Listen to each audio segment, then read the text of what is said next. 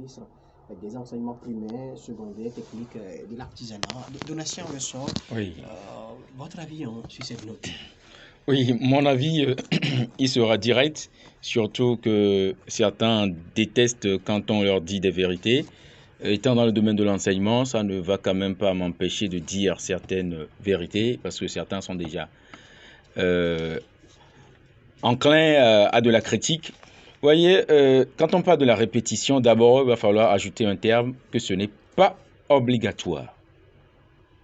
Il faudrait que ça rentre très bien dans les oreilles. Ce n'est pas obligatoire. Donc, certains enseignants qui, pas de manière biscornue, essaient d'enjamber certaines parties du cours et obligent les enfants à venir suivre des cours de répétition. Quand on parle de cours de répétition, le terme signifie quoi? La répétition, ce qui veut dire des choses qui ont déjà été faites, on les répète. Donc, si vous le répétez, ce qui veut dire qu'un élève aussi à la maison qui prend son cahier peut être peut-être à votre niveau si cet élève essaie de se répéter lui-même à la maison. Mais certains feignent un peu de ne pas réellement faire le cours en classe totalement et passent par ce moyen pour avoir les enfants engranger de l'argent. Donc, sur ce terrain, quand le ministre interdit cela, moi, ça ne me gêne aucunement parce que ça fait même un moment, mon agenda les samedis ne me permet même plus de pouvoir faire cela. Mais voyons combien de parents ont les moyens de se payer des répétiteurs à la maison. Et je vous dis que les répétiteurs, au moins, ne sont pas payés en bas de 15 000 francs. Donc, vous imaginez, si à l'école, vous avez 4 matières et on vous dit que la matière se fait à 2 000 francs par mois, les enfants ne vont pas forcément suivre les 4 matières. Mais si on prend les 4 matières, ça fait 8 000. 8 000 par mois. Ça fait 8 000.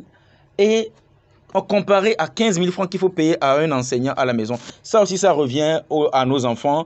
Nous avions été à l'école sans les affaires de répétition, etc. Mais qu'est-ce qui se passe que maintenant, nos élèves n'arrivent pas à suivre réellement et totalement les cours en classe et que c'est pas pour venir réellement suivre le cours, mais c'est de pouvoir être avec ses camarades. Les élèves le disent, les samedis, ils veulent simplement quitter la maison parce qu'on va les envoyer. Papa va dire, va faire ceci, maman va dire, va faire ça. Donc, je veux simplement quitter. Donc, on interdit, on verra les résultats qui en découleront d'ici la fin de l'année pour voir si réellement ça a un impact. Pour certains, ça a des impacts. Hein. Les cours de soutien, les cours de répétition aident certains élèves, mais c'est le détournement que font certains professeurs de l'idée qui est cachée en dessous, c'est ça qui gêne un peu et le ministre a tapé du poing sur la table qui va couper un peu le robinet à certaines personnes, mais bon, la pilule est amère, on va devoir l'avaler. Au-delà de cela, on voit également l'avantage pécuniaire autour de cette question de répétition. Oui, moi je vous dirais, là où je suis, je ne bénéficie pas, je risque de dire certaines choses que des gens vont écouter, mais je vais garder. On a essayé de faire des réunions avec des parents jusqu'à ce que la répétition ne revienne des fois à 100 francs et à 200 francs par matière. Donc certains ne pensent pas que c'est forcément pour des idées pécuniaires qu'on fait cela.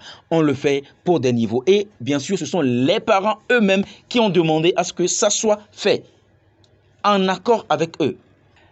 L'exagération, c'est qu'on demande même à des élèves de CP1, de CP2, de CE1 de venir à des cours de soutien. C'est ça qui dérange un tout petit peu. Si au moins au CM1, CM2, les CM, on leur demande de venir à des cours de répétition 4e, 3e, au lycée, première, terminale, ça peut aller. Mais demander déjà jusqu'aux élèves de CP1, CP2, CE1 de venir aux cours de répétition. Des fois, quand on parle, on sait pourquoi comme on le dit chez nous en anglais, on a essayé de frame, on a essayé de diviser un peu la semaine pour que de lundi à mercredi, déjà à midi, les élèves puissent se reposer et vendredi pour revenir lundi, mais mercredi soir, les élèves sont encore à l'école, samedi, ils sont encore à l'école, et certains à la maison encore avec des répétiteurs, tout ça, ça dérange le cerveau, ça dérange les méninges.